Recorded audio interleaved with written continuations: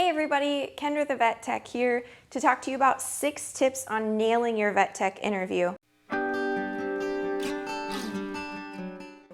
So I've been in vet med for 7 years now, with the past 5 as a licensed veterinary technician and 2 of those 5 serving in a hiring board capacity. So I'm here today to give you some insight on nailing that interview from my personal experience working in hiring in vet med. So tip number 1 starts with submission of your cover letter and your resume. So first off, make sure that you read the job description very carefully so that you know how your prospective employer wishes for you to submit your cover letter and resume to them. If you'll notice at this job posting that I have here, at the bottom it states that you want to submit your cover letter and your resume to the practice manager at such and such email address.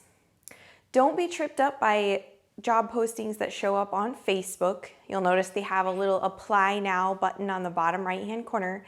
But again, if you read the job posting carefully, it says they wish you to submit your cover letter and your resume to the practice manager at their email address. This first important step is very crucial in showing that you can be a detail-oriented person, which is something that is very basic in a veterinary technician's skill set. As far as your resumes go, I'm not going to tell you that I know everything about resumes or give you any tips or tricks about that. If you're still in a school, there are plenty of resources that you can tap into that can help you get your resume printed out to look appropriate and easy on the eyes. A couple quick tips though from somebody who's done some hiring: make sure you use an appropriate font that's easy to read, justify or align all of your text to the left side, and make sure you're not putting tons and tons of information on your resume. That is supposed to be a quick peek into the skills that you have and the job experience and the education that you have. Moving on to your cover letter, make sure your cover letter shows or tells about all the experience that you've had in the veterinary field. Don't go onto Google and look for lots of big words to try and sound impressive.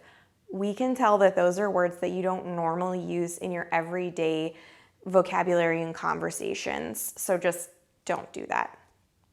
Next step is, if you submit your cover letter and your resume and you're wanting to know how things are going or progress with the job, just shoot over an email to the practice. Even if you want to follow up after your interview, just shoot them an email. Typically, practice managers are so busy with other phone calls and taking care of the day-to-day practice management, they don't have time to always reach out and take another phone call. And finally, on your resume and cover letter, don't say that you have veterinary experience and then fail to include it in those documents.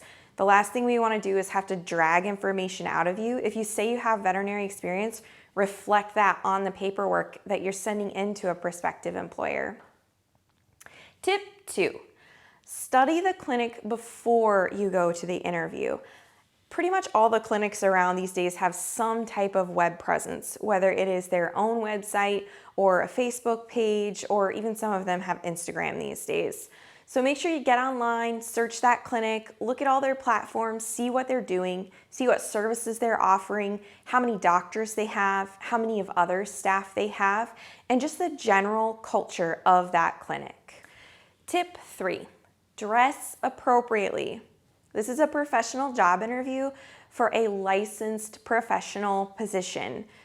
Dress like it. So when you're coming to this interview, you should be wearing something like khakis or regular dress slacks and an appropriate top, dress top. Sometimes great things are camis under a cardigan, or even with a jacket if it's a more high-end referral or specialty clinic. You may want to throw on an actual jacket.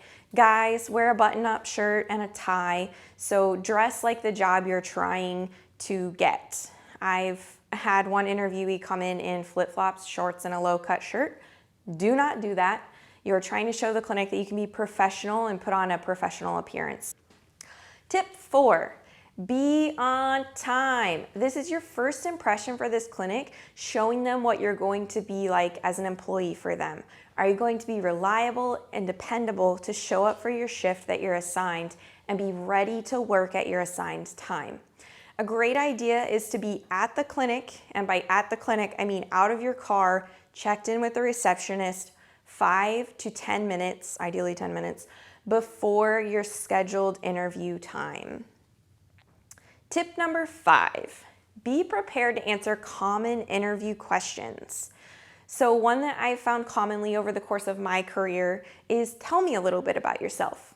And as I've moved over into hiring as well, it's a question that I like to ask. It's a great icebreaker, and just to give people the freedom to say what they say and see how they communicate with others. So do it. Tell them about yourself. I really like to tell people about my background at growing up on a dairy farm, because for me, working in mixed animal medicine, my personal experience with large animals really plays a big role in how I practice veterinary medicine in a hospital every day. So tell people about yourself. The second question that's commonly asked in lots of interviews is strengths and weaknesses. So there's a couple different variations of this one. They could be asking you for strengths and weaknesses of you as a person, or sometimes I like to ask, what do you think is a strength or a weakness of a credentialed veterinary technician? So be prepared to answer both sides of that question. You may not be asked both sides, but it's always good to be prepared. And in the event that you're unsure, ask what they're asking for. Are you wanting to know strengths and weaknesses as a technician, or in my own personality?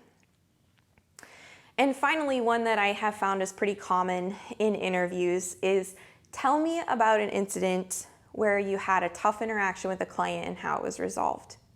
So even if you don't have any veterinary experience, if you have job experience where you are doing customer service, you're likely to have had an incident like this. So it doesn't necessarily have to be medically related to veterinary medicine, but they're just looking for a time when you could effectively communicate with someone, resolve an issue, and put that issue to rest. So that's all we're looking for on that front. So think about that before you head in. And finally, tip number 6, ask thoughtful questions. So typically at the end of an interview process, the interviewer will say, what questions do you have for me? Or do you have any questions? Have questions. A lot of times I have people who are interviewing that say, no, I don't have any questions, and I just don't believe that. So a great tip for you is to get one of these mini composition notebooks. You can pick them up for $1 or less. I got a 3-pack for $1. Write down your questions before you go in. Honestly, to a person who's interviewing you, if you pull out this notebook with your questions that you already have written down, to me, that would show that you've already thought all of this through. You're very serious about this position, and you've made some serious considerations and have questions about that. If you're kind of stumped what to ask, this is where your clinic research comes in. So you've already researched the clinic before you came into the interview.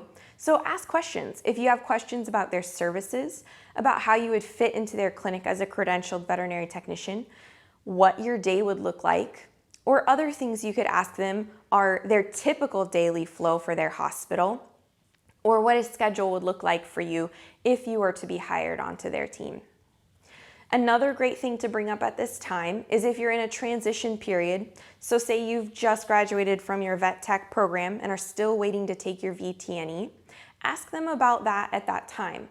So what would it look like for me until I take my VTNE? Typically, they'll hire you as an assistant, and then once you've passed your veterinary technician national exam and received your credentials, then you will be quote unquote promoted to a credentialed veterinary technician position. But this is a great time to clear that up before any prospective hiring happens. So that's all I have for you today, guys, for your 6 tips to nail your vet tech interview. Feel free to join me on my podcast as well, Kendra the Vet Tech, on Apple Podcast, Spotify, Podchaser, and Podcast Addict. It can be found on all of those platforms. If you like this channel, feel free to subscribe, hit the like button, leave me any questions, comments, or concerns below, and we can get them addressed. Thanks, guys.